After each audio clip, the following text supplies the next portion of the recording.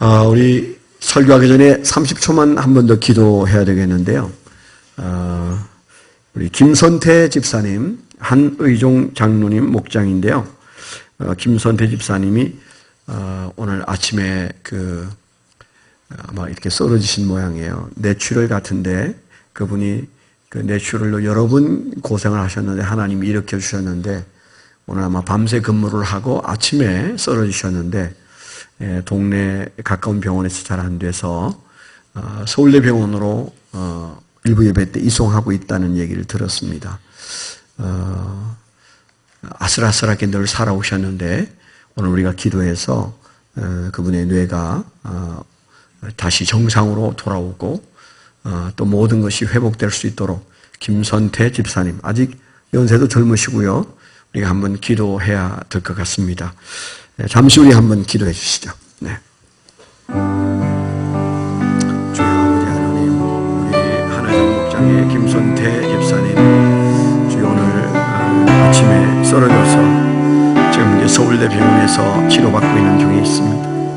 하나님, 생명을 창조하신 주님께서 그 생명을 붙잡아 주시고 의사 되신 하나님께서 친히 만져주셔서 깨끗하게 치료하여 주옵소서.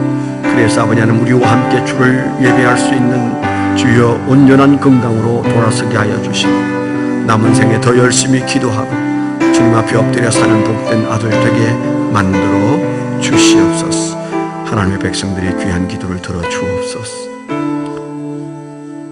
생사여타를 책임지시고 주장하시고 주의 손에 달려있는 사랑하는 귀한 김선태 집사님의 생명, 하나님 지금까지도 여러 번 살려주신 것처럼 주여 이번에도 하나님께서 건강을 회복시켜 주셔서 우리와 함께 마음껏 예배드리고 남은 생활을 시간 주 앞에 감사하며 사는 아들 만들어 주옵소서.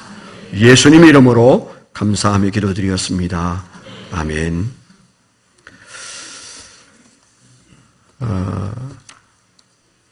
약간 좀 우스갯소리인데요.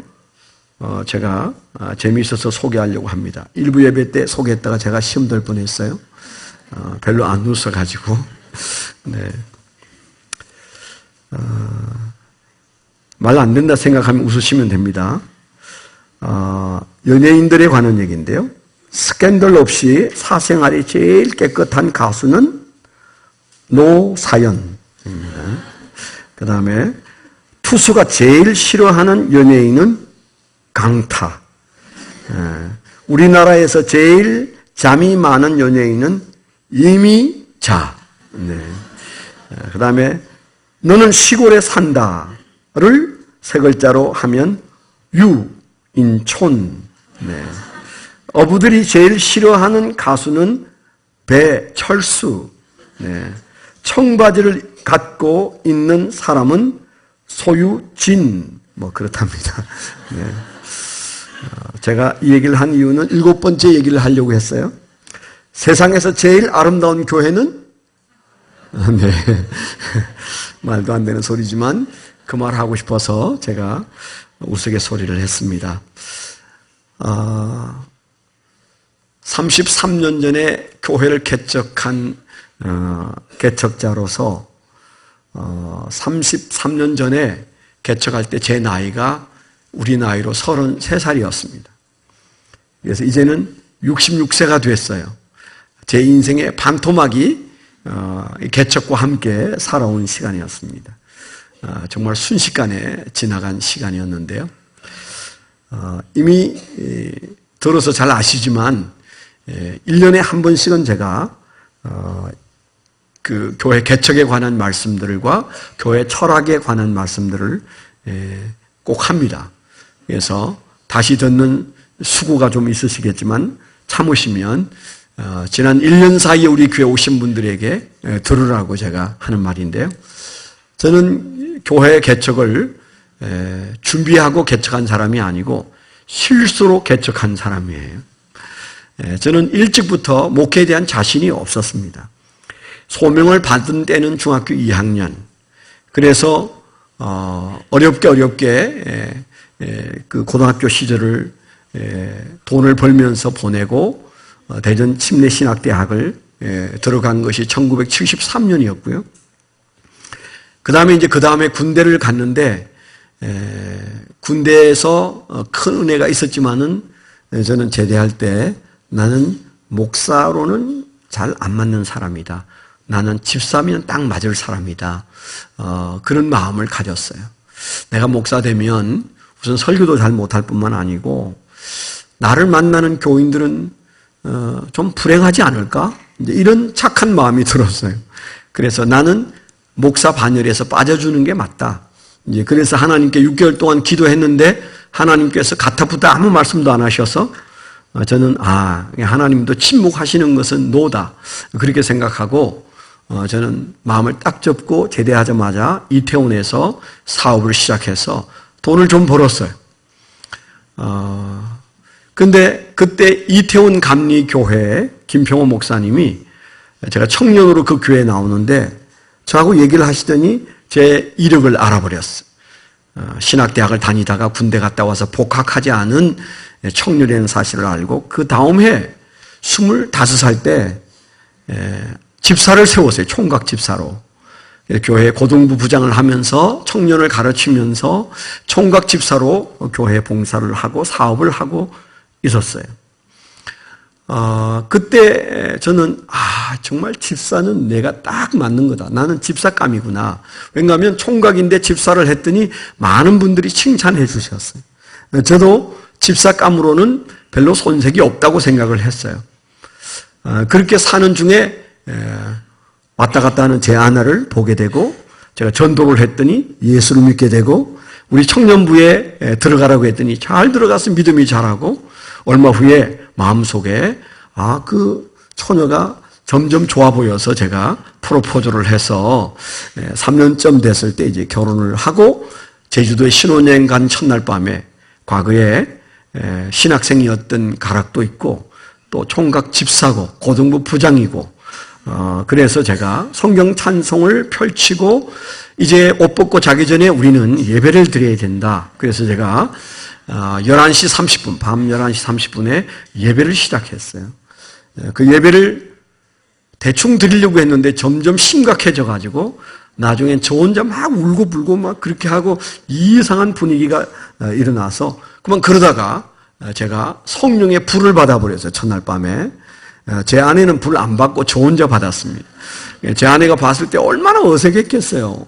첫날 밤에 울고 불고 막 주여 주여 그러고 이제 그러니까 제가 생각했을 때도 그렇게 하나님이 멋있는 밤에 그러실까? 왜 제주도까지 찾아와 가지고 이제 그런 마음이 들었어요. 그날 밤에 제가 하나님 앞에 기도할 때 하나님이 너무도 선명하게 내가 너를 다시 신학교로 부른다. 신학교로 돌아가라. 그러셨어요. 신부는 목사 될 가능성이 1%도 없다고 생각해서 시집 왔는데 그날 밤에 하나님 그런 은혜를 주셔서 제가 하나님 앞에 승복하고 제 아내를 설득하고 그래서 그 다음에 3월 달에 복학을 하지 않았겠습니까? 무려 신학교를 떠난 지 4년도 훨씬 더 넘어서 사실은 제 친구들은 목사 된 사람도 있었어요. 그래서 다시는 부르지 않을 거라고 확신했었는데 신학교를 다시 돌아가게 되고 사업을 하면서 서울서 대전까지 매일 고속버스를 타고 통학을 하는 나머지 학부 공부를 마치고 대학원도 그렇게 하고 뭐 그러면서 정신없는 삶을 살다가 제가 저 방배동에 있는 사목교회 부사역자로 있었는데 어느 날 목사님이 저를 불러서 김 전도사 개척할 거요? 아니면 나하고 이 교회 그냥 그대로 교육하면서 살 거요? 그렇게 물으셨는데 정말 솔직히 저는 제가 생각도 못했지만은 제가 평소에 생각하던 말을 안 하고 이상한 말이 나갔어요. 개척해야죠. 근데 그렇게 대답을 했어요. 그 말 한마디 실수하는 바람에 개척을 한 사람이 접니다. 그러니까 그때부터 얼마나 마음을 끓였는지 몰라요. 아니 왜 생각도 안 한 개척을 하겠다고 말했는데 목사님은 마치 버린 자식 버리듯이 그럴 줄 알았어. 개척 준비하시오. 그래가지고 1984년 5월 달에 그 말씀을 하시고 그 다음에 12월 달에 목사 안수를 받고 그 이듬해 1985년 3월 첫 주일 3월 2일 날 아름다운 교회를 개척을 했습니다. 그때 이제 달의 뷔페 건물 4층에 47평을 얻어서 있는 거 다 툭툭 털어서 교회를 개척하게 됐는데 그때 딱 갖다가 붙였던 간판이 여기 서 있는 이 간판이에요. 제가 은퇴해도 가지고 다니려고 저 위에 숨겨놨는데 누가 이걸 찾아냈네요. 아침에 와보니까 여기 있더라고요. 기독 향교 침례의 아름다운 교회, 이 아주 낡은 간판이 그때 붙였던 간판이에요. 그 4층에는 이 달의 뷔페, 저 앞에 있는 달의 뷔페 건물 4층에는 안식교가 그 4층에 있었어요. 그리고 저희 교회가 들어가서 개척을 하고 바로 그 벽 하나 사이에 옆에는 여호와 증인이 있었습니다. 그래서 4층에 딱 오면 안식교, 침례교, 여호와 증인. 제가 봐도 이야 이거 무슨 종교 전시장도 아니고 이단 전시장도 아니고 그때만 해도 침례교회가 뭐 이단 아닌가 왜 하필 침례교 뭐 이러는 사람들이 많았어요. 그래서 누가 교회를 찾아서 올 가능성은 없는 그런 교단의 목사로서 아주 마음이 심란했었습니다. 나중에 알고 보니까 건물이 부도가 난 건물이었어요. 얼마 안 가서 엘리베이터 멈추고 수도 끊어지고 전기불 나가고 그러면서 시련이 시작이 되어서 참 답답한 시간들을 가졌는데 그때 개척할 때 개척 멤버는 전혀 없었습니다. 제 아내와 제 어머님 그리고 5살, 3살 되는 두 아들 그리고 딱 한 분이 있었다면 제 누님인 김계자 집사님이 그때 이제 멀리 강남에서 동생이 목회하는 게 불쌍해서 그런지 다니던 교회에서 말씀드리고 저희 교회를 출석하기 시작했어요. 그러니까 교인이 전혀 없는 상태에서 시작이 돼서 그 이후에 주님이 제게 하신 말씀이 아들아 교회는 네가 개척하는 거 아니야. 교회는 교회가 개척하는 거야. 그런 말씀을 주셔서 주님 맞습니다. 제가 해보니까 이건 교회가 아닙니다. 너무 힘들고요. 사람이 없는데 무슨 교회겠습니까? 그랬더니 너희 교회는 교회를 개척하는 교회가 되라. 그러셨어요. 그때 철없을 때 맞습니다 주님 그렇게 하겠습니다. 출석교인 200명 되는 날부터 우리는 교회를 하나씩 개척을 하겠습니다. 그때 제가 원년에 그런 기도를 주님에게 드린 사실이 있었어요. 그렇게 해서 교회를 개척하고 3년 되었을 때 여러분이 아는 명성교회가 그 건물 그 층으로 이사를 왔어요. 그 많은 사람들이 몰려와서 5층, 4층, 3층, 2층 그리고 지하까지 다 쓰게 돼요. 4층에는 비디오 예배실 바로 옆에 여호와 증인이 도망가고 그 자리에 비디오 예배실, 골마루 건너편에는 유치부실, 그 옆에는 성가대 연습실 뭐 이래가지고 4층을 3분의 1을 명성교회가 쓰고 안식교는 도망을 안 가더라고요. 안식교와 아름다운 교회가 명성교회에 묻혀서 1년 반 동안 숨도 제대로 못 쉬고 그 명성교회와 함께 있었으니 그때를 한번 생각해 보세요. 그 젊은 목사가 30대 젊은 목사가 끙끙거리면서 살았는데 감사한 것은 그 명성교회를 1년 반 동안 공부를 하지 않았겠어요? 그래 하나님께서 아들아 하나님이 하신 말씀이 교회는 큰 교회도 있고 작은 교회도 있고 이런저런 교회가 다 조화를 이루는 거야. 그런 마음을 주셔서 자세히 보니까 명성교회가 어느 날부터 불쌍해 보이기 시작했어요. 정말입니다. 이 명성교회에서 오신 분도 계신데 그 명성교회 교인들이 불쌍해지기 시작했어요. 우르르 구름대처럼 몰려다니는데 저분들이 딱 하나 예배 드리는 것 외에는 뭐 하나 보니까 우리 교인들은 저하고 그때 뭐 했을까요? 제가 찾아가서 1대1 서비스를 하면서 맨투맨 멘토링을 하나님이 하게 하셨잖아요. 너는 숫자 관심 없이 한 사람에게 관심을 가져.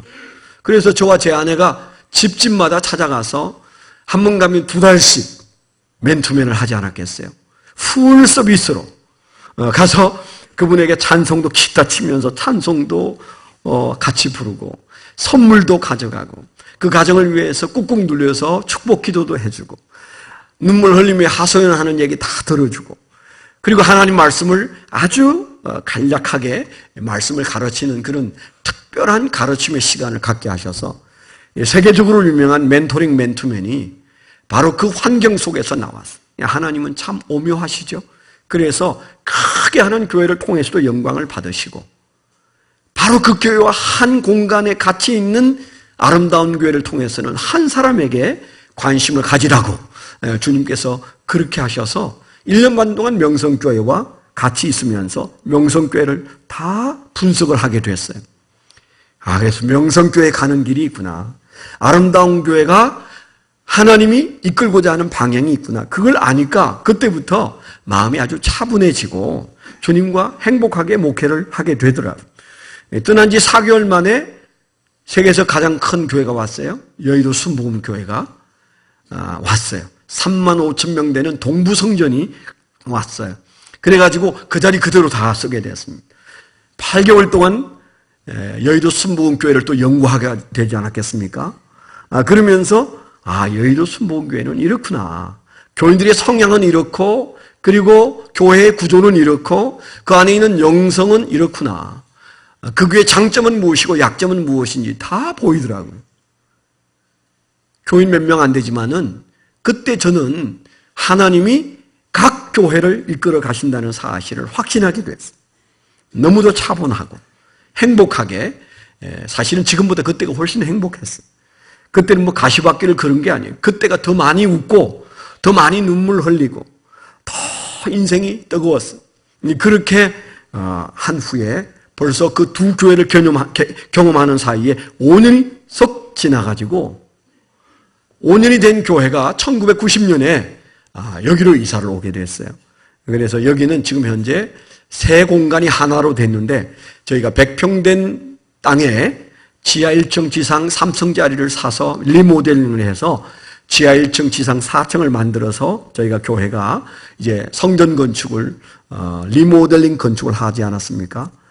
그 안에 그 사이에 그냥 밭이 하나, 집이 지어지기 전 밭이 하나 있었고, 그 건너편 여기가 불의정사였어요. 불의정사 절간이었어요.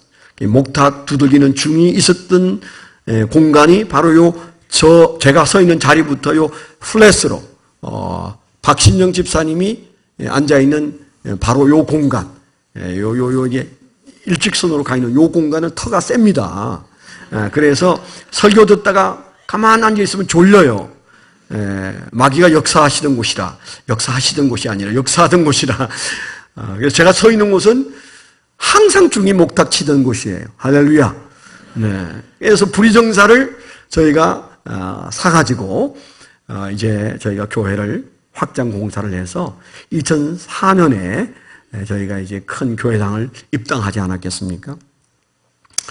그런 은혜를 하나님께서 저희에게 허락하신 사연도 많고 또 많은 간증거리가 있는 33년의 세월을 훌쩍 보내고 33살이 33년간 목회하고 이제 66세가 되는 그런 시간에 여러분과 지금 현재 마주해 있습니다. 오늘 우리가 읽었던 본문은 제가 아주 중요하게 여기는 제 목회의 아주 중심에 있는 본문이에요. 이 본문이 뭐 처음부터 제게 영향을 준 본문은 아닌데, 이곳에 이사를 와서 1990년에 이사를 와서 이제 목회를 새롭게 잘 해봐야 되겠다. 옆에 명성교회가 있는 건 좀 부담이 되지만 뭐 하나님이 또 옆에 가라고 했으면 할 수 없지. 그러면서 이제 목회를 다짐하고 있을 때 어느 날 사도행전을 읽는데 하나님이 사도행전 4장을 보게 하시고 거기에서 눈이 안 떨어지게 하셨는데 거기에 누가 나옵니까? 바나바가 나와요. 그래서 그 말씀을 붙들고 여러 날 씨름을 하는 중에 바나바가 가서 사역한 안디옥 교회를 보게 됐어요. 하나님께서 저에게 그때 주신 여러 날, 한 보름 이상 제가 그 말씀과 씨름을 했는데, 그때 하나님에게 주신 감동은 뭔가 하면, 너와 너의 교회는 바나바와 안디옥 교회를 깊이 고찰해야 된다. 너는 바나바다워야 하고 너희 교회는 안디옥 교회와 같은 교회로 가야 한다. 그런 감동을 계속 주었어요. 제가 연구를 하면서 지당하신 말씀이다. 그런 마음이 들었어요. 안디옥 교회는 어떤 교회입니까? 초대교회 중에 대표적인 교회가 두 개가 있는데 예루살렘 교회와 안디옥 교회. 우리가 잘 아는 예루살렘 교회는 엄청 큰 교회였습니다. 하루에 3,000명이 예수를 믿는 날도 있었으니까 세계 그런 교회는 그 이후로 존재하지 않습니다. 아무리 부흥하는 교회도 하루에 3,000명이 예수 믿는 역사는 일어난 적이 없어요, 사실은. 물론 빌리 그레함이 왔을 때 여의도 그 5.16 광장에서 100만 명씩, 어떤 때는 150만 명씩 모여서 집회를 할 때 그때 예수 회심한 사람들이 그렇게 있었다고 하긴 합니다. 저도 그때 참석을 한 적이 있는데요. 그런데 여튼 하루에 3,000명이 예수를 믿는 역사도 일어났다면 예루살렘 교회가 얼마나 대단했었는지 여러분 기억하시죠? 그런데 안디옥 교회는 이방 땅에 있는, 지금의 시리아 땅에 있는 개척한 교회인데 아주 조그만한 교회예요. 그런데 여러분, 예루살렘 교회라는 간판을 본 적 있으세요? 예루살렘 교회? 없어요. 새 예루살렘 교회, 무슨 예루살렘 성전 이런 건 봤지만 예루살렘 교회라는 교회 이름을 본 적이 없어요. 왜 그럴까요? 그 예루살렘 교회는 별로 본으로 삼을 게 많지 않다는 그런 생각 때문에 목사님들이 기피하는 교회. 엄청 큰 교회였지만은 그렇게 목회하고 싶다 이런 일들은 거의 없어요. 그런데 여러분, 안디옥 교회는 어떻습니까? 얼마나 많은지 몰라요. 네, 안디옥 교회 아주 작은 교회고 보잘것없는 교회였지만은 지금도 세계 속의 안디옥 교회는 굉장히 많습니다. 그 말은 본받고 싶다 그 얘기잖아요. 하나님께서 저에게 그런 마음을 1990년에 주셨어요. 그 전부터도 가지고 있었던 얘기지만 저는 개척할 때 하나님이 저에게 1등 교회 되라 이런 말씀을 주신 적이 없으세요. 그래서 저는 교회가 막 부흥되지 않는 것에 대해서 스트레스는 별로 안 받는 것 같습니다. 그릇이 작고 하나님이 저마다 주시는 뜻이 달라서 제가 섬기는 교회는 대한민국에서 1등 가는 교회, 강동에서 1등 가는 교회 그런 꿈을 꾸어본 적은 없어요. 그런데 개척하기 전에 개척 자리를 보러 다닐 때 그때 제가 하나님 앞에 몸부림치고 기도할 때 하나님이 주신 감동은 하나님이 아름답게 여기는 교회를 세우고 싶다. 그런 감동을 주셨어요. 교회는 많지만은 너 눈에 아름답다라고 생각되어지는 교회가 얼마나 있냐? 주님이 제게 그렇게 물으셨을 때, 그때는 30대 초반이니까 건방지기도 했지만은 제 눈에 드는 교회가 없었어요. 제 눈에 저런 교회가 좋은 교회야. 그런 교회가 단 한 교회도 안 보였어요. 그중에 그래도 괜찮은 교회가 제가 부목으로 있던 사목교회. 그 사목교회를 제가 좋게 여긴 것은 첫째, 그 교회가 개척 이후로 한 번도 안 싸웠다고 그래서 제가 좋아했어요. 와, 내 생에 한 번도 본 적이 없는데 안 싸우는 교회.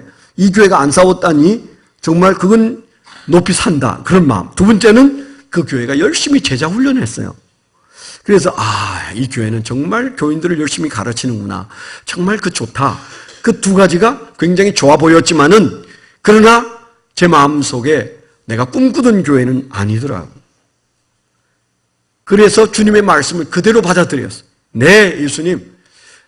아름다운 교회. 이름은 좀 이상하지만 미장원 이름이지만 그대로 하겠습니다. 그래서 제가 아름다운 교회라는 이름을 지었는데 이 아름다운 교회가 핍박을 많이 받았어요. 이름의 핍박을. 그 사목교회 안수 집사가 와서 저보고 한 말이 목사님이 젊어서 그런 모양인데 이거 교회 안 됩니다. 아니 무슨 미장원 이름을 갖다 붙였습니까? 좀 교회 이름은 좀 묵직하게 영광교회 무슨 또 광염교회 그래야지 무슨 교회 이름이 저렇게 형용사 이름을 달고 그 교회 애들이 나오지 오겠습니까? 저한테 그렇게 조리 있게 이분이 아주 좋은 대학을 나온 분이거든요. 얼마나 논리적인지 몰라요.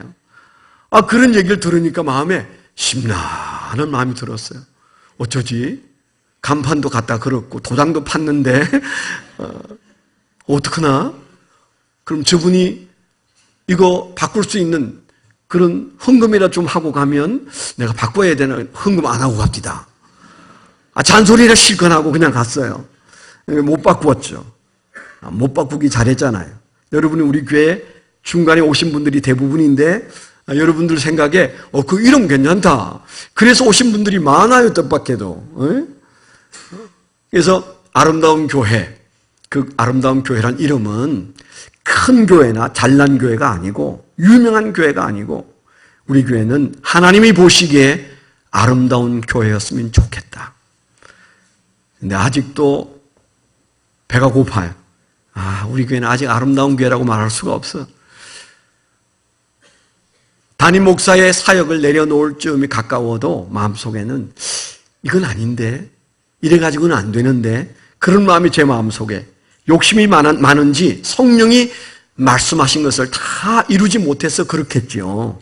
그래서 주님이 제 마음에 주셨던 그 교회에 아직 도달하진 못해. 그러나 가다 보니까 비교적 그래도 하나님 앞에서 그래도 하나님이 그런 대로 괜찮은 구석이 있다. 그런 말은 들을 수 있지 않을까. 그런 생각이 듭니다. 안디옥 교회. 그게 시작은 바나바에 의해서 시작이 됐어요. 평신도였어요. 그분은 사도 아니었습니다. 그런데 그를 이방의 첫 교회로 예루살렘과 유다와 사마리아와 그다음에 뭐 한다고 했어요? 땅끝까지 이르러 다른 땅, 이방 땅의 첫 교회가 시리아에 세워진 안디옥 교회. 그 안디옥 교회를 세웠을 때 그 동네 사람들이 얼마 후에 뭐라고 그랬어요? 와, 저 사람들은 그리스도인이야. 별명이 붙었어요. 그리스도의 사람들이라고 사람들이 칭찬하기 시작했어요. 오늘 우리가 읽었잖아요. 그리고 그들은 잠시 후에 무슨 일이 벌어졌습니까? 하나님께서 그 교회, 그 작은 교회에게 저 예루살렘 교회가 흉년이 들어서 어려우니까 그 교회 좀 헌금해서 도우라고 명령하셨어요. 작은 교회가 큰 교회를 돕는 사건이 일어나고 그것도 모자라서 하나님께서 어느 날 기도하게 하더니 그들이 기도 중에 하나님이 뭐라고 말씀하셨어요? 저 바나바와 사울을 구별해서 선교사로 보내라. 세계 최초의 선교사를 보낸 교회가 엄밀히 말하면 예루살렘 교회라기보다는 안디옥 교회라고 말해야 옳을 거예요. 안디옥 교회는 최초로 두 사람을, 그것도 그 교회의 책임 목회자, 담임 목회자 두 사람을 선교를 내보내는 그런 사건이 누구에 의해서 일어났습니까? 성령이 감동을 주셔서 명령하셨어요. 그들은 성령의 그런 감동 앞에 예, 주님, 우리가 앞이 보이지 않지만 바나바 그리고 바울 두 분을 선교사로 보내고 그 뒤를 우리가 밀겠습니다. 그래서 선교사를 배출한 작은 교회, 얼마나 성령에 민감했는지 제도가 이끌지 않고 교회의 어떤 전통이 이끌어가는 교회가 아니고 그때마다 교인들이 무릎 꿇고 금식하고 기도할 때마다 하나님이 성령님이 적극적으로 말씀하시면 그들은 그 말을 알아듣고 말씀을 따라서 그 교회가 하나님의 일을 이루어가는 그런 교회로 우리 눈앞에 있잖아요. 오늘날 교회들이 제도가 이끌어가고 전통이 이끌어가고 사람이 이끌어가고 조직이 이끌어가고 회의가 이끌어가고 돈이 이끌어가고 프로그램이 이끌어가고 대부분의 교회는 그렇게 해서 커지고 그 커진 교회를 유지하기 위해서 얼마나 애를 쓰는지 몰라요. 어제도 우리가 남성 제자반 공부하면서 예수님의 교회에 대한 태도를 우리가 봤는데 그때 예수님이 뭐라고 말씀하셨는가 하면 사람들을 무리가 잔뜩 오니까 그분들을 세워놓고 당신들이 나를 따라다니는 것 별로 반갑지 않은데 내가 말하는 것을 듣고 동의가 되면 따르시오. 그리고 하신 말씀이 세 마디인데 한 마디가 뭐였습니까? 나를 따르려면 가족을 미워하는 것처럼 가족에 대해서 사랑하는 마음을 하나님을 사랑하고 예수를 사랑하는 마음과 비교할 때 미움에 지나지 않는 수준으로 내려놓을 수 있느냐? 그렇게 말씀하셨죠. 두 번째는 저마다의 십자가를 지고 나 때문에 치욕을 당하고 고통을 당하는 그 십자가를 지고 따라올 수 있느냐? 세 번째는 너희가 가지고 있는 소유, 돈, 물질, 그거 버릴 수 있느냐? 이게 준비되면 따르라. 그래가지고 사람들이 다 흩어졌잖아요. 요즘 교회들은 어떻습니까? 우리 교회도 그렇게 합니다. 낯선 사람이 나타나면 금방 노란 종이를 갖다 줘요. 예? 등록하시라고.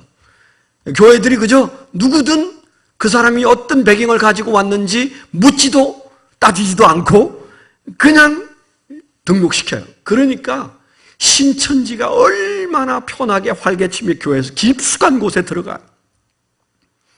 그냥 조금 열심히 하고 조금 헌금하면 대단한 사람이 온 줄 알고 막 그 사람에게 교인들과 목회자가 엎드러져 가지고 그분을 끼고 가니까 신천지가 교회 잡아먹기가 너무 쉬워요. 교회 와서 세력을 펼치고 약한 시험 든 사람들 골라내서 그 사람들의 마음을 충동질해서 교회를 어지럽게 하는 게 얼마나 쉬운지 몰라요. 왜 그럴까요? 그가 무리든 누구든 그냥 우리 교회 숫자만 보태지면 우린 따지지 않는다. 저 교회에서 무슨 짓을 하고 왔는지 온 그 다음 해에 그냥 다 집사되고 그렇게 하는 한국 교회 우리가 다 경험하고 있잖아요. 예수님의 생각과 너무 다른 교회를 오늘날 한국 교회가 하다 보니까 한국 교회가 이 지경이 된 겁니다. 안디옥 교회 작은 교회였어요. 1등 교회 되려고 애쓰지 않았어요. 세력을 세워서 키워서 뭘 거창하게 업적을 남기려고 하지 않았습니다. 교회가 겨우 섰는데 바나바와 사울을 선교사로 내보내라. 그 말이 안 되는 얘기잖아요. 그들은 그렇게 했습니다. 바나바에 대해서 오늘 성경에 뭐라고 했어요? 그는 아가도스하고 플레레스하고 바나바스 하다. 성경에 바나바는 3가지 별명을 가지고 있는데 착한 사람이요, 충만한 사람이요, 그는 격려적인 사람이다 그랬어요. 안디옥 교회는 그를 따라서 어떤 교회가 되었습니까? 착한 교회였고 나눌 줄 아는 착한 교회였고 하나님의 뜻을 그때그때 깨닫는 성령 충만한 교회였고 그리고 그 교회는 만나지는 모든 사역자와 사람들을 격려하는 격려적인 교회였어요. 그 교회 교인들을 만나면 누구든 격려를 받는 그런 은혜를 그들이 누리고 살아지 않았습니까? 그래서 역사 속의 안디옥 교회는 오늘 우리에게 교훈으로 자리 잡고 있습니다. 사실 아름다운 교회가 그런 교회로 주를 섬기겠다는 마음을 가지고 왔는데 아직은 그 정도 아름답지는 못하다. 아쉽지만은 여러분들이 계속적으로 아름다운 교회가 진짜 안디옥 교회 같은 아름다운 교회가 되려면 우리가 아가도스하고 플레레스하고 바나바스한 착하고 충만하고 격려적인 그런 신앙가가 될 때만 가능하다는 사실을 마음에 품고 예수를 믿게 되기를 축원합니다. 하나님께서 제가 원치 않는 개척을 준비하면서 이래도 되나? 나는 개척의 은사가 전혀 없는데 내가 어떻게 아무도 없는 데서 교회를 시작할 수 있을까? 너무너무 두렵고 언짢고 고민스러웠어요. 그런 저에게 주님께서 개척하게 하셔서 제가 한 6개월 동안 주님 앞에 매일 엎드려서 기도했어요. 주님, 하고 많은 교회들 가운데 또 교회를 세울 때는 주님이 원하시는 교회가 있지 않습니까? 그 교회가 뭔지 말씀해 주셔야 제가 목표를 세우고 가지 않겠습니까? 그렇게 늘 기도했는데 하나씩 깨닫게 해주셨어요. 그게 우리 교회의 사역 철학, 5대 사역 철학이에요. 그 뒤에 제가 신학 공부를 더 하고 그리고 이 철학을 돌아볼 때 좀 뭔가 좀 그럴듯한 멋있는 말로 좀 이 철학을 새롭게 바꾸고 싶었지만은 바꾸지 않았습니다. 멋있는 게 중요한 게 아니고 그때 철없는 32살짜리 젊은 목사에게 하나님께서 주신 말씀을 제가 붙들고 가야 하기 때문에 우리 교회는 이 철학을 흔들 수 없다. 그래서 33년 동안 그때 세웠던 5가지 철학을 지금도 붙들고 있어요. 그래서 3월 첫 주인 오늘은 저와 여러분들이 그때 주님께서 저를 통하여 아름다운 교회 여러분들에게 주신 그 5가지 얘기를 안 할 수가 없는 거죠. 잘 알고 있기 때문에 아주 짧게 말씀을 드리도록 하겠습니다. 저에게 5가지를 주셔서 그때부터 목회 계획서, 여러분 혹시 여러분 중에 첫해 제가 작성했던 목회 계획서를 가지고 계신 분이 계십니까? 아마 이제 가치가 한 10만 원짜리 되지 않았을까 싶습니다. 저는 어디 가고 없더라고요. 사진도 없고, 뭐 여기 사진 있는데, 저는 이런 사진을 안 가지고 있어요. 역사에 대한 이해가 좀 부족해가지고, 지금쯤은, 그때 찍었던 사진들이 그대로 있으면 얼마나 좋을까 싶은데, 그때 이제 제일 첫 커트가 뭡니까? 저 미사리에서, 침례식을 할 때예요. 10월 3일 날 침례식을 하는데, 뭐 그때 교인 몇 분 없었을 때입니다. 지금 여기 계신 분 중에는 그때 계셨던 분이 제 기억으로는 이강근 장로님 부부가 계셨고, 그해 11월 말쯤에 차주호 장로님 부부가 오시고, 11월 달에 민의동 집사님 부부가 오시고, 그 다음에 2월 달에 박강훈 장로님이 우리 교회에 등록하시고, 여기 안 계시지만 첫 번 교인은 김계자 집사님, 그 다음에 김성종 장로님 부부예요. 그분은 지금 이제 전도사가 되었습니다. 어쩌면 올해 목사 안수를 받을지도 몰라요. 지금 신학대학원을 졸업을 하고 지금 개척을 준비하고 있는데, 지금 현재 아름다운 하남교회에 지금 현재 전도사로 섬기고 있는데요. 그때 저 첫 번째 침례 받을 때 4분이 침례를 받게 됐어요. 얼마나 마음이 떨렸겠습니까? 근데 날씨가 좋게 해달라고 막 기도를 했는데, 그날 아침부터 그냥 구름이 탁 끼더니 날씨가 얼마나 추운지, 10월 3일인데 겨울처럼 바람이 불고 추웠어요. 그래서 미사리에서 이제 침례식을 하게 되었는데, 나중에 목사 되신 김하성 목사님이 기타를 치고 이제 우리 교인들이 저기에 가서 침례식을 하게 되었어요. 근데 4사람이 받게 됐는데, 그 중에 한 사람이 전화가 왔어요. 목사님, 오늘 추워서 나 안 갈래요. 추워도 해야 됩니다. 그랬더니, 나 틀림없이 감기 걸려요. 안 한다는 거예요. 그걸 어떻게 잡아 끌고 올 수도 없고. 그래서, 그래요. 그러면 다음 받으시죠. 그래서 그분이 침례를 포기하고 3사람이 받게 됐는데, 3사람 중에 첫 번째 침례 받은 분이 김성종 전도사님, 장로 되셨고 전도사님 되셨다는 그분, 박채수 집사님의 남편, 그분이 첫 번 침례자예요. 그분이 침례를 받으려고 앞으로 왔는데, 저는 그분이 성령의 불을 받은 줄 알았어요. 저 앞에 와서 섰는데 손을 모았는데 온 몸이 진동을 하는 거예요. 추워가지고. 그냥 약간 뜨는 게 아니에요. 완전히 신들린 사람이었어요. 무당이 대답된 것처럼 제가 그분을 딱 보고는 막 웃음이 나서 견딜 수가 없는데, 33살짜리니까 얼마나 웃어 웃겠어요. 진땀은 나고요. 참아야 되는데 참아지지는 않고요. 웃을 수는 없고 계속 손을 흔들면서 온몸이 흔드는데, 제가 그분 머리에 손을 얹었는데 저도 진동이 와요. 그래가지고 첫 번 침례식을 한 게 기억납니다. 두 번째가 박선희 집사님, 박선희 성도라는 분인데, 그분이 한 3년, 한 2년 정도 우리 교회에 계셨는데, 우리 교회를 떠나셨어요. 바로 옆에 있는 명성교회로 가시더라고요. 그 다음에 이제 3번째 침례 받은 분이 저희 어머님, 이삼순 권사님, 장로교에서 세례 받으신 분인데, 침례 받겠다. 그래서 그분도 침례를 받으시고, 이제 그렇게 하면서 사실은 첫 번 침례식 한 장면이고, 그 밑에 보면 캠프파이어 가서 저희가 전교인 수양회를 첫 해부터 열심히 했어요. 그래서 저 강원도 가가지고 제가 이제 모닥불 피워놓고 강의하고 있는 시간인데, 어떻게 또 사진이 저런 게 나왔는지 몰라요. 잘생겼는데 아까 사진 지나가는 아까 아니구나. 아까 봤나? 봤네. 이분이 괜찮은데, 여튼 그렇게 해서 시작된 목회, 하나님께서 제게 주신 5가지 철학. 첫 번째 철학은 평신도를 사역자화하라, 그런 말씀이죠. 그건 제가 개척할 때 하나님께서 제게 주신 가장 강력한 사명이었어요. 평신도를 사역자화라. 여러분, 평신도가 뭡니까? 천주교 용어입니다. 평신도의 반대말이 뭐예요? 성직자예요. 1%의 성직자 신부가 있고 그 다음에 99%의 교인은 평범한 신도라는 뜻입니다.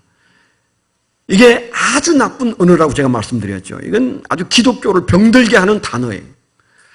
이 천주교에서는 한 사람만 죄도 사하여 줄 수 있고 고해 성사도 받고 성찬식 할 때 포도주는 자기가 마시고 떡만 주고 뭐 그러면서 이게 전횡하는 목회, 그런 목회를 하는 그 교회의 교인들은 뭐예요? 당신들은 평범하니까 그냥 헌금 내고 교회 출석만 잘해도 괜찮아요.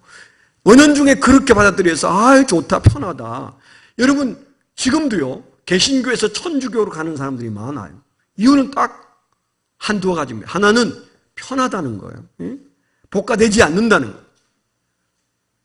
두 번째는 제사도 가능하고 담배도 가능하고 술도 가능하다는 이 희소식. 복음이잖아요, 복음. 신부도 술 먹고 담배 피니까 교인들도 술 먹고 담배 피는 건 말하지 않습니다. 더더욱이 제사도 말하지 않습니다. 이렇게 좋을 수가. 그래서 천국 간다면 아니 나 거기 갈래. 그래서 천국 가는데 문제가 없고 예수 믿는데 문제 없다면 저도 천주교 신자 되고 싶어요. 그 술 먹으면 기분 좋다잖아요. 제가 고등학교 2학년 때 먹어봐서 알아요. 담배는 초등학교 1학년, 2학년 때부터 피웠어요.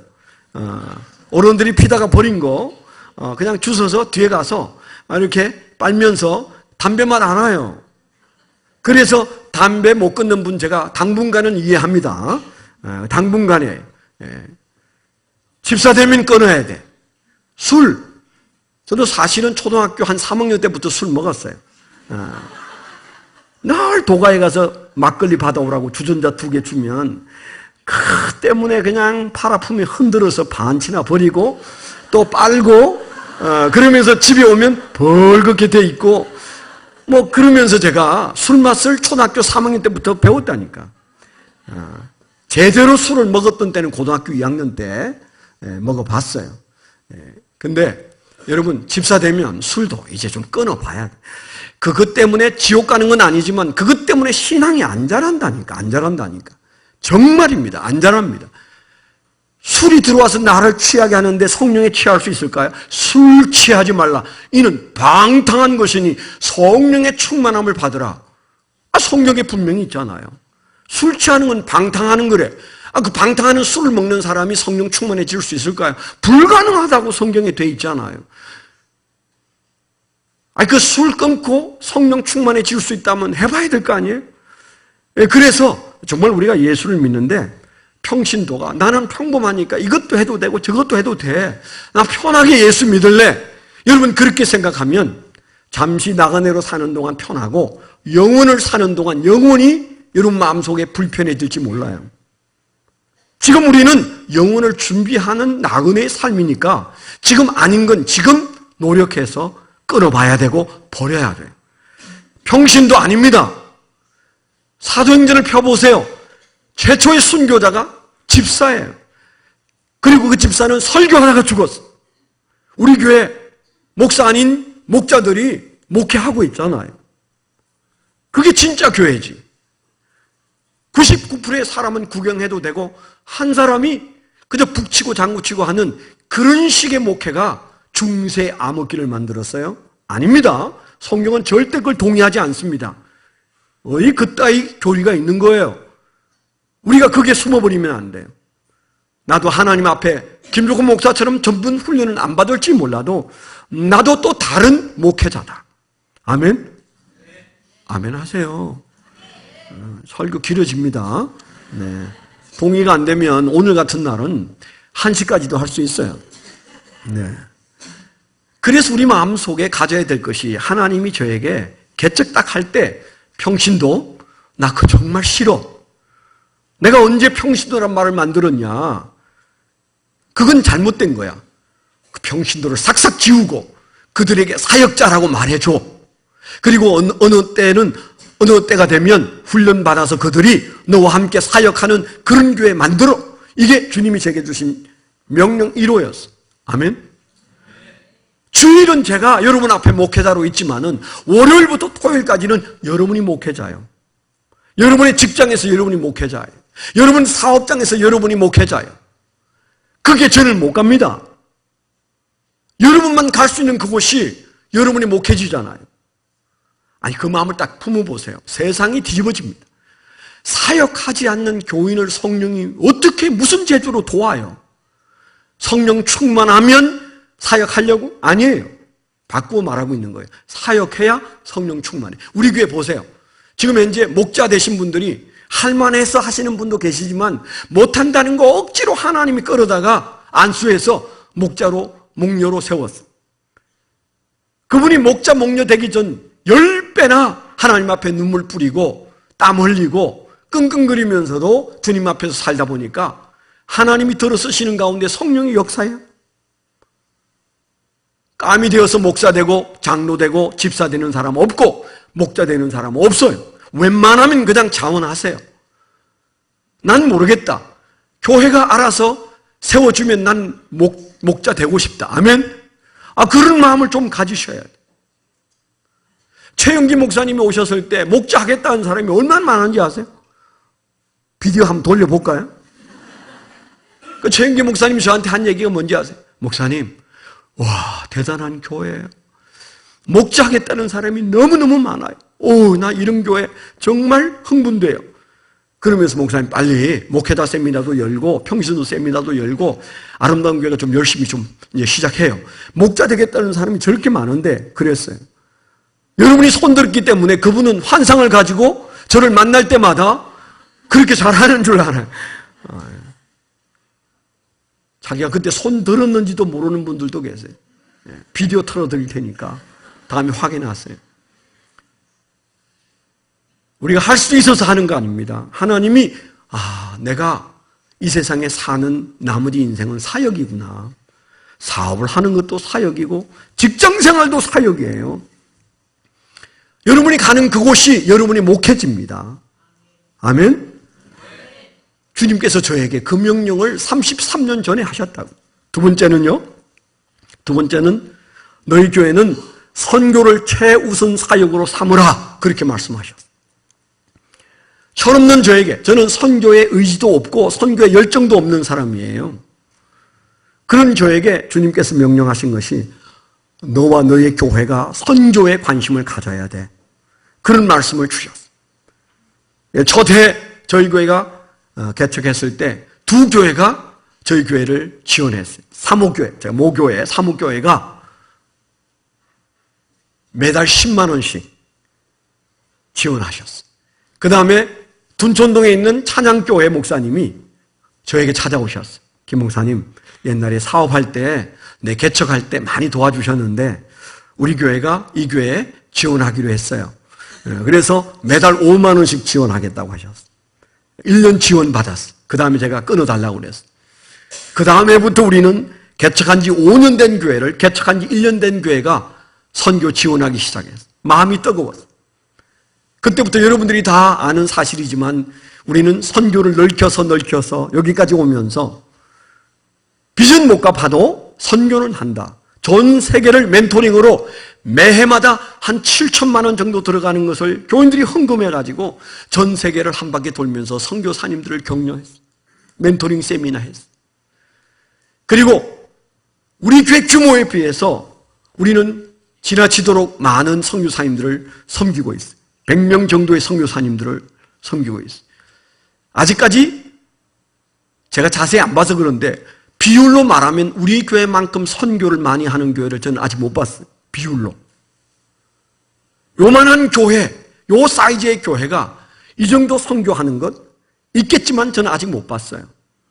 그러면 그건 누가 잘나서 했을까요? 아니에요. 하나님이 아름다운 교회를 개척하실 때 우리에게 명령하셨어요. 선교를 최우선 사역으로 삼으라. 그래서 우리는 흩어지는 사역을 중요하게 여기기 시작했어요. 지난 주일에는 기아대책에서 와서 기아대책 주일을 지켰는데 무려 130 가정이 입양을 했어요. 제가 볼 때는 막 기적 중의 기적이에요. 그 많은 성도님들이 저 베트남의 선교사님을 위해서 아이들 하나씩 입양하기로 해서 여러분 3만 원이 매달 3만 원씩 나간다는 것은 이게 적은 돈이 아닙니다. 굉장히 큰 돈인데 여러분들이 시작을 하신 거예요. 아직도 우리가 부끄러운 게 너무 많아요. 그렇지만은 제가 볼 때는 저는 부끄러워도 여러분들은 목사가 하자면 기꺼이 아멘하고 여기까지 열심히 오셨잖아요. 내년에는 제가 이제 우리 해외 선교회에서 순회 선교사로 임명을 한다고 합니다.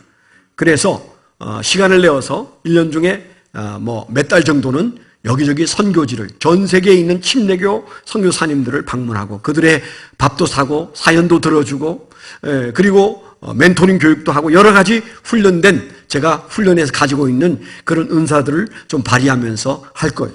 여러분들은 이제 내년부터는 좀 허리를 졸라매고 제가 비행기 타고 전 세계를 돌아다니도록 비행기 삭스를 대셔야 합니다. 네. 교회가 그거 하지 못해요. 그래서 여러분들이 하셔야 해요. 여러분들이. 지금부터 여러분들이 열심히 재정을 확보하고 잘 사시기를 축원합니다. 네. 없는데 살 수는 없잖아요. 억지로는 못 하잖아요. 그것을 꿈꾸면 하나님께서 그런 길도 그런 용기도 열어주실 줄 믿습니다. 세 번째가 교육입니다. 우리 교회 개척할 때 하나님이 제게 주신 것이 뭔가 하면 너는 초대교회를 생각하면서 21세기에 맞는 교육을 시작해라. 저에게 그렇게 말씀하셨어요. 왜 그런 말씀을 하셨는지 잘 몰랐어요. 그런데 시간이 가면서 제 마음속에 이래서 이렇게 말씀하셨구나 하는 걸 알게 됐어요. 여러분 오늘날 이 교육이 어떻습니까? 우리 자녀들의 교육이 어떻습니까? 원치 않는 것은 스폰지 빨아들이시 빨아들이고 그들이 제대로 잘 자라지지 않는 것 때문에 여러분 너무 고통 겪고 있지 않습니까? 교회는 그러면 교육을 잘하고 있나요? 어느 교회 치고 교회 교육이 제대로 되는 교회가 없습니다. 우리 교회도 이 부분에 대해서 그렇게 자랑스럽지 않아요. 통합적 장로교회가 몇 년 전에 통계를 냈는데 전국에 있는 교회 58%가 반 이상이 주일학교가 없는 교회예요. 통합적 장로교회, 비교적 큰 교단인 통합적 장로교회의 반 이상이 주일학교가 없어. 아이들 예배가 없어.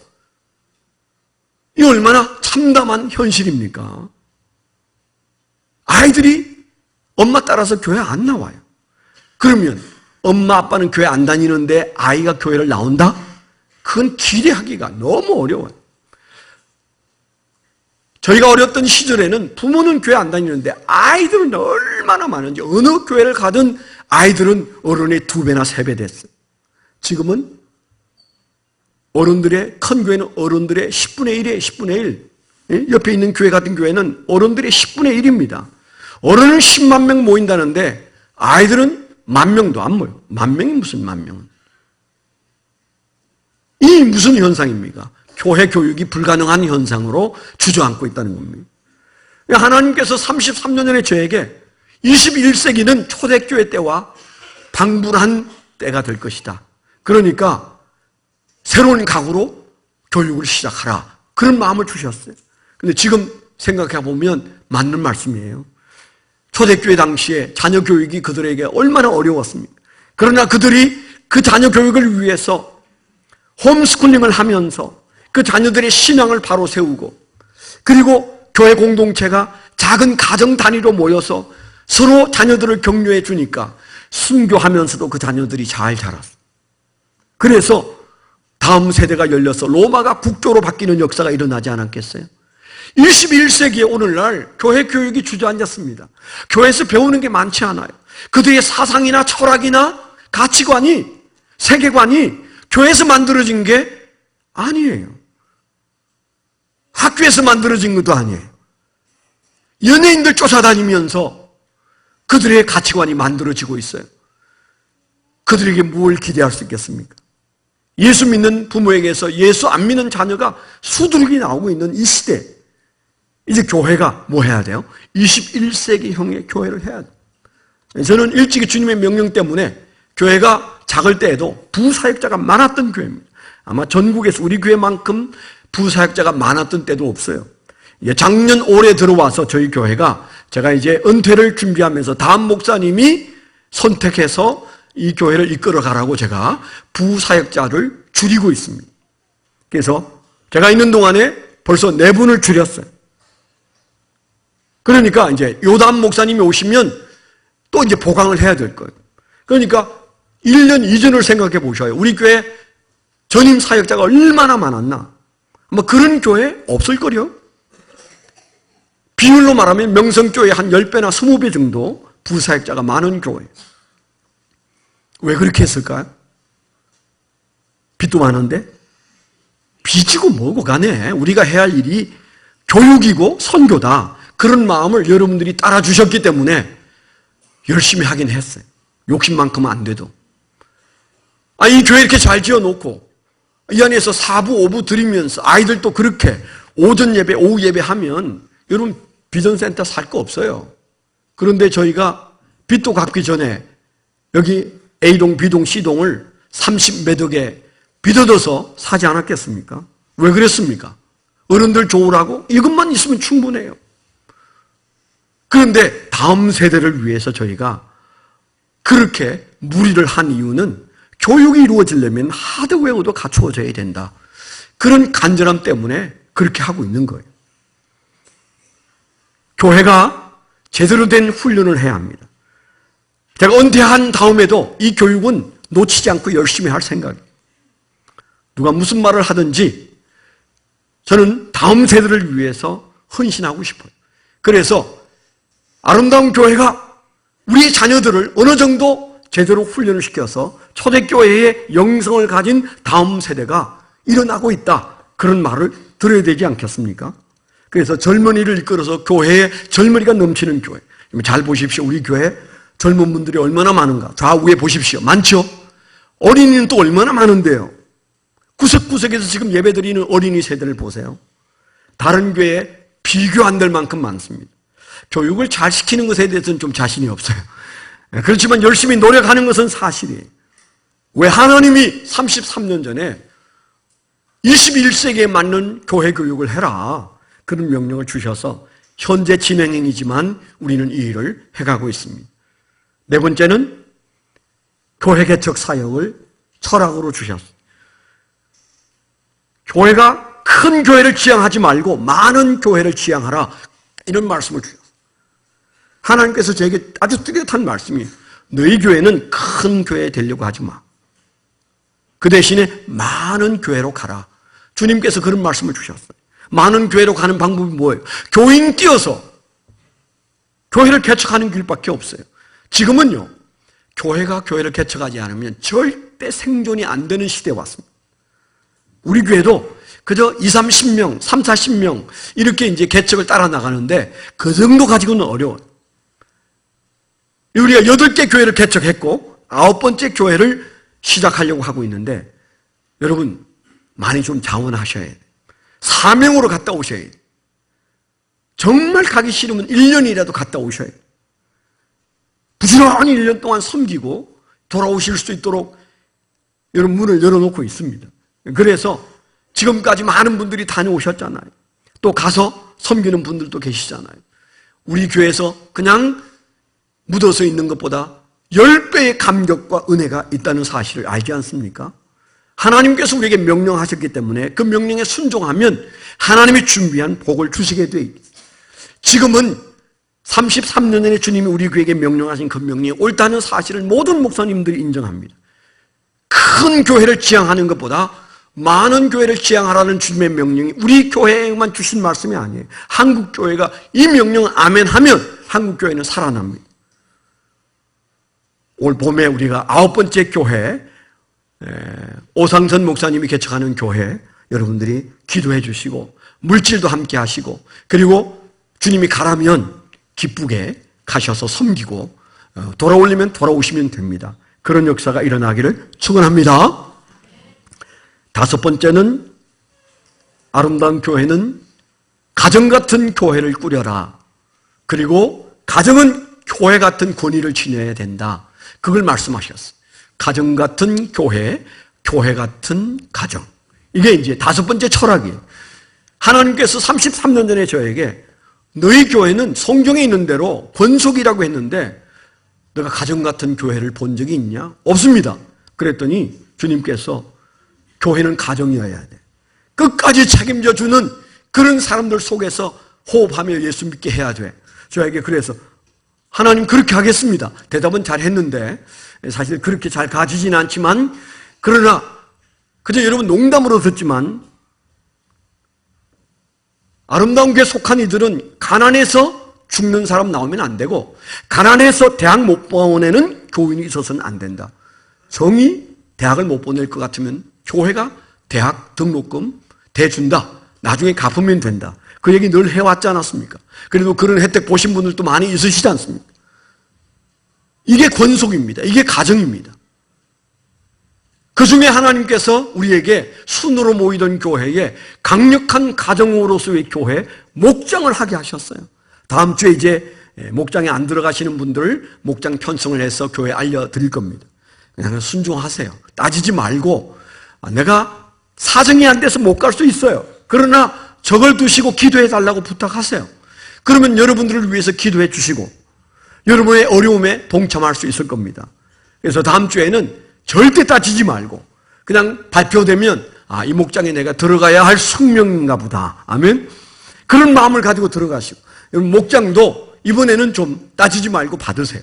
그래서 그분들이 같이 호흡할 수 있는, 그래서 가정다운 가정, 그 가정으로서의 교회를 만들 때 5가지 아름다운 교회의 사역 철학이 이루어지는 것입니다.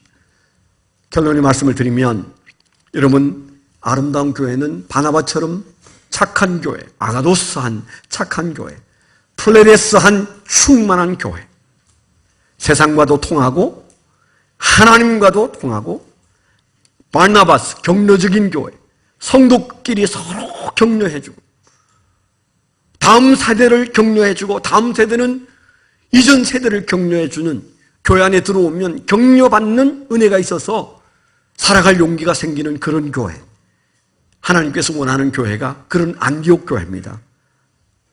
이제 바톤을 이어서 내년 3월달은 제가 설교하지 않을 것 같은데, 여러분 해마다 창립 기념주일이 되면 바로 이 안디옥 교회를 가슴에 품고 교회 5가지 철학을 계속 이어가는 그런 교회로 나아가게 되기를 축원합니다. 기도하겠습니다. 거룩하신 아버지 하나님, 감사합니다. 하루아침처럼 순식간에 33년의 세월이 흘러 이제 33주년 기념주일 설교를 하고 있는 저와 수고했던 성도들, 하나님 일일이 그 이름을 부르시고 축복하여 주시옵소서. 하나님의 은혜가 넘치고 주의 위로가 넘쳐서 하나님의 은혜 가운데 나아가 이제 주님이 주신 5가지 철학을 우리가 잘 수행하는 그런 교회로 계속 나아가게 하여 주시옵소서. 예수 그리스도의 이름으로 감사하며 기도드렸습니다. 아멘.